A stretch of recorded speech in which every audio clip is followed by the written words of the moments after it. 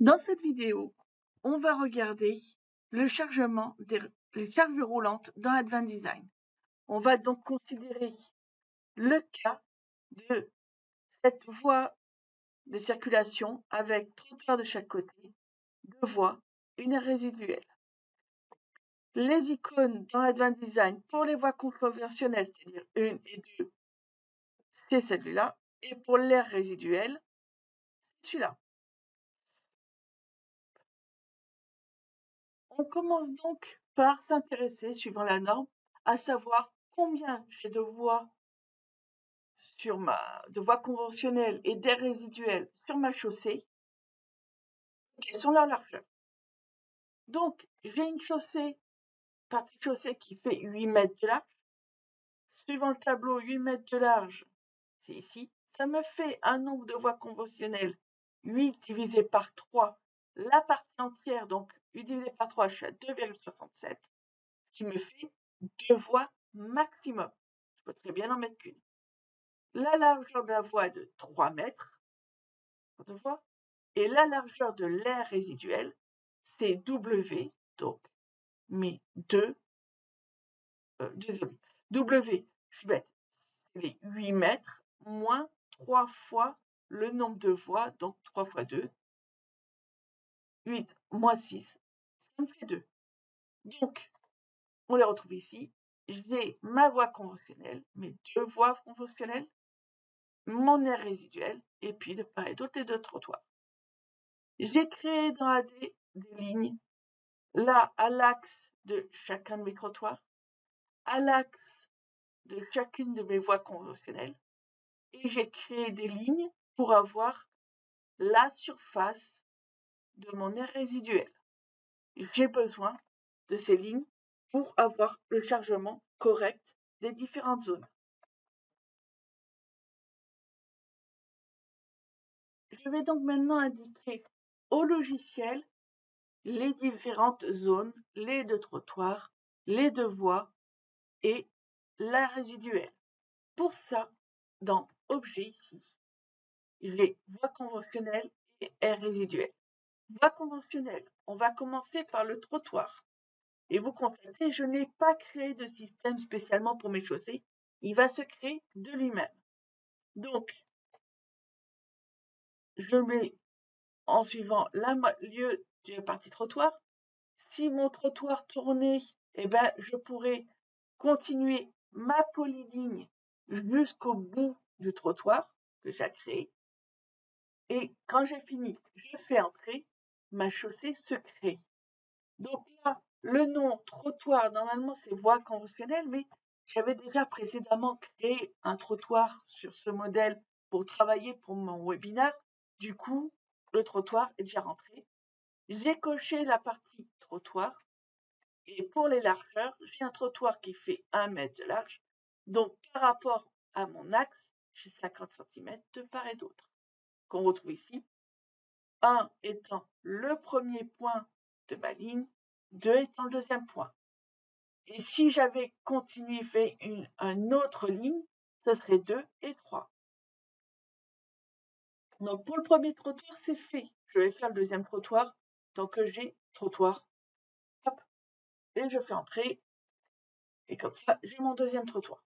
Ça, c'est fait. Il fait 1 mètre de large, lui aussi, donc je n'ai pas besoin de changer quoi que ce soit là-dessus.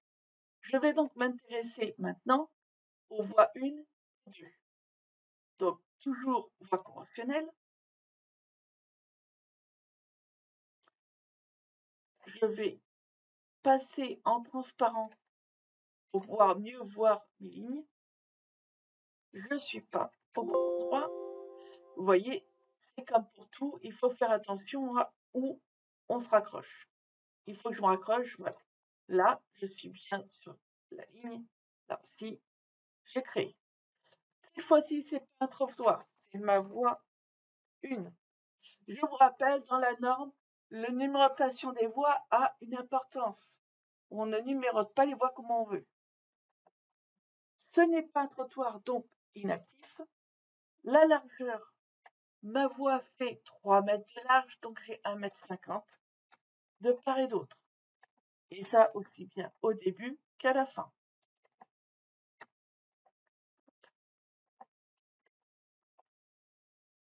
Vous trouvez très bien avoir un début, par exemple, moins large que la fin, tout simplement parce que la fin arrive au niveau d'un virage et que souvent, ils vont agrandir dans le virage. Ça arrive que ce soit agrandi côté extérieur pour qu'on puisse mieux prendre le virage, surtout s'il est serré. Donc, du coup, c'est pour ça qu'on a le 1, 2, entre autres. Hop. Il peut y avoir aussi des endroits où on rétrécit parce que, avec les bâtiments, il y a moins de voies et puis tout d'un coup, on se retrouve avec plus de voies. Donc, possibilité là aussi, pour une même voie, d'avoir des dimensions différentes au début et à la fin. Donc, je fais ma voie 2. Hop. Je fais ma voie 1. Je fais la voie 2. Ici, hop, je fais entrer. Je la fais voie 2. Ce n'est pas trottoir. Ça fait 1,50 m, 1,50 m. Là, j'ai 1,50 m, ça va 1,50 m parce qu'il part sur le principe que ma deuxième voie commence à partir de la première. Donc, il est reparti sur les mêmes dimensions. À ce niveau-là, j'ai fait tout ce qui était voie conventionnelle. Maintenant, il faut que je m'intéresse à l'aire résiduelle. Donc, je clique sur l'aire résiduelle, je saisis. Bon, ce point-là, ça le fera. Ici, là, là. Et j'ai fait tout complet. Ma petite aire résiduelle, là, juste marqué aire résiduelle. Maintenant que j'ai créé les différentes zones, je n'ai plus qu'à les charger. Pour ça, chargement, clic droit, créer une famille, charge de trafic, OK. Dans les charges de trafic, je peux changer de nom pour mettre ce qui me plaît. Le modèle de charge de trafic, j'ai les load modèles 1, 2 et 4. Si je veux savoir plus précisément la partie load modèle, c'est le 431, paragraphe 431 de l'Eurocode 1-2. Donc, là, par exemple, pour les voies conventionnelles, je vais me prendre le LM2. Si je prends le LM2, à ce moment-là, la classe de pont, je ne m'en préoccupe pas. Par contre, si j'avais pris LM1, la classe de pont serait à préciser. La définition de ma chaussée. Donc, ma chaussée, j'ai mes voies, mes trottoirs et mes résiduels. Excusez-moi. Je peux faire en auto. Là, vous voyez, voie 3. Il m'a pris la voie 3. Donc là, comme c'est du LM2 et c'est unique, il ne prend que mes voies. Donc il m'a pris ma voie 3. Ça, c'est fait. Les 320 kN, c'est ce que j'avais calculé. Les 35 par 60 pour la surface de contact, c'est la norme. Comme surface de contact, il convient d'adopter un rectangle de 0,35 plus fois 0,6 quand on est dans le modèle de charge 2. C'est ce que le logiciel fait, c'est nickel. Et je peux faire OK. De même, je peux créer une nouvelle famille de cas, des charges de trafic, et là lui dire que par exemple, c'est pour trottoir ou piste cyclable. Donc du coup, la définition de la chaussée, je me le fais, vous voyez cette fois-ci mon auto, il est ici, je le fais. La voie 1, la voie 2, c'est 1, 2, ici. Vous voyez, 1, 2, ce sont bien mes trottoirs, pas de problème. Et il m'indique une intensité. Je fais OK. Je peux ensuite faire la charge de trafic. Je peux mettre, par exemple, LM1 plus force horizontale et choisir classe 1 pour la classe de pont. La définition de ma chaussée, je reviens sur la partie voie.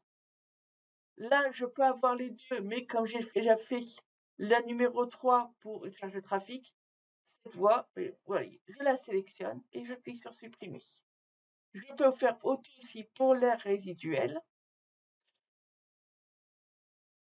et il me fait la numéro 1. C'est pas numéro 1 dans trottoir 1, vous voyez, l'air résiduel, c'est pas la même définition. Donc c'est bien mon air résiduel ici. Hop. Je pouvais, pour mon LM1, changer les efforts qui sont indiqués ici. Choisir que ce soit seulement l'accélération, du freinage ou les deux. L'effort longitudinal, il me l'a fait en valeur auto, mais je pouvais très bien l'imposer. Donc là, mon chargement est fini. Plus précisément, ma définition des modèles de charge de trafic. Maintenant, je n'ai plus qu'à générer automatiquement mes charges. Donc, vous voyez, charge de trafic, génération automatique. Et il me fait les enveloppes avec.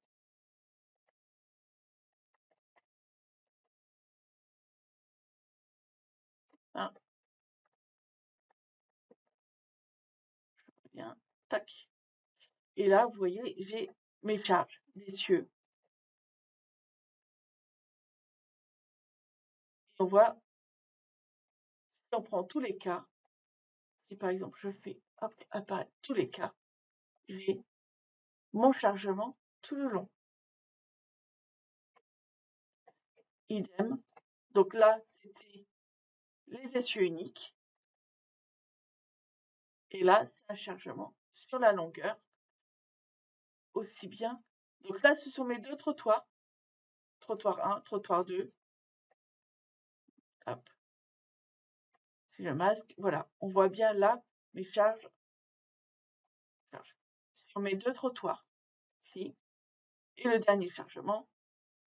Charge avec les efforts horizontaux. Donc là,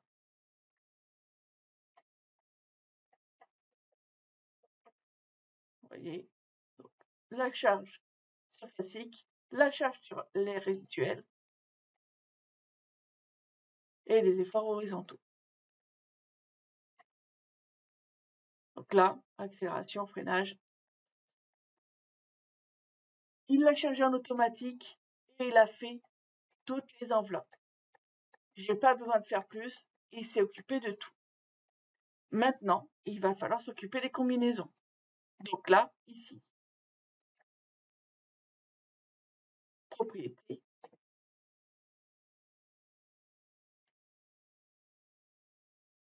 Pour les charges de combinaison, excusez-moi, pour les charges roulantes, les combinaisons, il faut obligatoirement passer par combinaison détaillée. Si vous passez par combinaison simplifiée, vous ne les aurez pas. Donc là, j'ai mes charges roulantes. Alors, j'ai pas fait charge permanente, donc du coup, combinaison avec les autres charges, ça va pas être top. Donc, je le fais rapidement. Une charge permanente.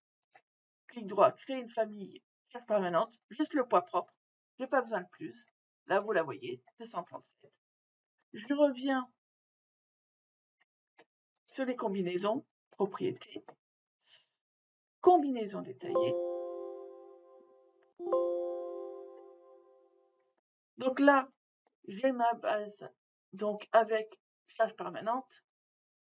Donc le cas, dès que j'ai une charge d'exploitation, j'ai la charge permanente. Si j'ai une cas de charge d'exploitation, je n'ai pas l'autre. Ce qui veut dire que si par exemple vous vouliez sur les deux voies en même temps des charges, il faut, vous pouvez ici le changer en disant, voilà, si j'ai la charge 62, je veux avoir la charge 64 en même temps. Il suffit de passer à 1, pouvoir l'avoir. Ça ne veut pas dire 1, c'est on peut l'avoir. 2, c'est vous l'aurez obligatoirement. 0, c'est quand vous l'avez l'un, vous n'avez pas l'autre. Et donc, du coup, quand j'ai le charge permanente, je peux avoir trafic de base avec les différents cas de trafic. Hop. Ici, les paramètres, je rappelle, je n'ai pas d'incendie, donc on va s'en passer. Ok. Je génère. Et du coup, je me retrouve avec les combinaisons. Donc, les premiers, vous voyez, c'est les charges permanentes et autres. Et après, charges permanentes avec les différents cas de positionnement de mes charges roulantes. Ok. Donc voilà, je vais vous présenter toute la partie pour créer des charges roulantes.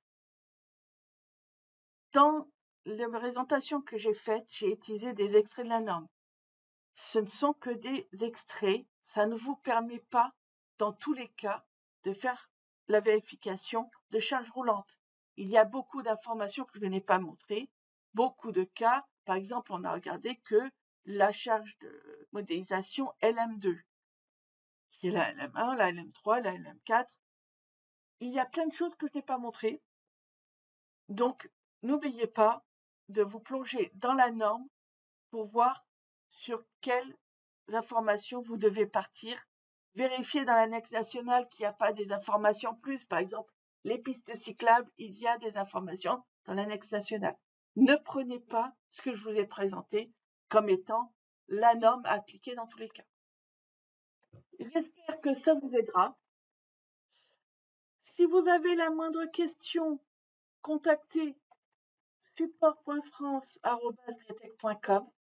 Que ce soit, désolé, que ce soit pour des formations, on passera aux commerciaux, acheter des licences, on passe aux commerciaux, des problèmes pour l'utilisation du logiciel, si c'est pour la formation, pour apprendre à utiliser à nouveau les commerciaux. Sinon, si c'est parce que vous rencontrez un problème pour l'utilisation, vous ne trouvez pas les mêmes résultats, vous ne comprenez pas le fonctionnement d'un point particulier, et on n'est pas en train de parler de formation, juste pour l'aide sur un point particulier, n'hésitez pas, on est là pour vous aider. N'oubliez pas, au support, on fait du support sur plein de logiciels, donc merci de nous préciser le logiciel que vous utilisez, de vous assurer que vous êtes bien sur la dernière version. Il est possible que vos problèmes que vous rencontriez aient déjà été réglés. Et si possible, des explications, petite capture d'écran, ça nous fait gagner à tous beaucoup de temps. Je vous souhaite une bonne journée. Au revoir.